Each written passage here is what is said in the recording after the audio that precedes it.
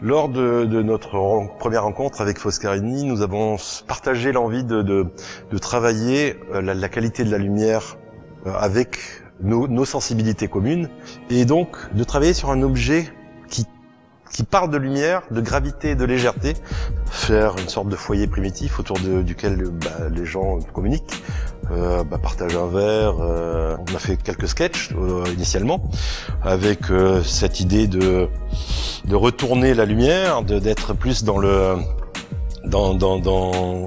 une éclipse qui maintient la lumière comprimée sur le sol et qui la laisse irradier naturellement de manière profonde sur l'environnement, sur le jardin. Eh bien, on l'a concrétisé dans une forme d'hémisphère comme ça, une sorte d'hémisphère d'énergie qui, pour la voir et ne pas être ébloui, est éclipsé par un plateau. Ce plateau crée vraiment une surface de contre-jour, clair-obscur. Ça réfléchit la lumière vers le sol. Cet effet lumineux là, de lumière compressée qui s'expanse à l'horizontale. Ici, on l'incline, crée un champ de lumière plus ample sur le côté, est composé de deux éléments. Une coque en rotomoulage étanche en polypropylène micro-texturé, et puis un plateau. Alors ici, nous voyons les prototypes finaux de la version d'intérieur.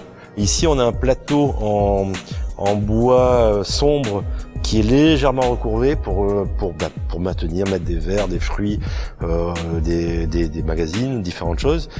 Ou ici, un objet totalement pur, essentiel, blanc, avec le contre-jour secret quand on allume la lumière.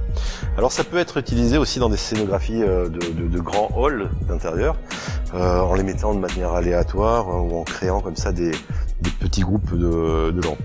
On a développé également un plateau pour l'extérieur.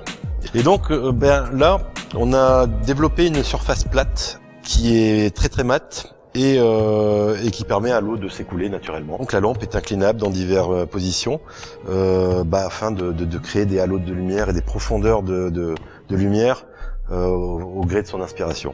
Et lorsque il fait jour, l'objet paraît quelque chose qui se fond avec la nature. Et puis quand le crépuscule arrive, la lampe s'allume, et là ça donne toute la profondeur et ça révèle toute l'aspect scénographique et émotionnel de cette lumière douce, qui est plus une palpitation, un halo. Le nom est venu naturellement de cette idée de légèreté. La lumière est immatérielle et en même temps c'est le soleil qui émet la lumière, c'est le centre de notre système planétaire. Donc c'est une nouvelle typologie. Cette lampe c'est ni du mobilier ni une lampe, c'est pas un in-between, c'est vraiment une nouvelle typologie, un foyer de lumière.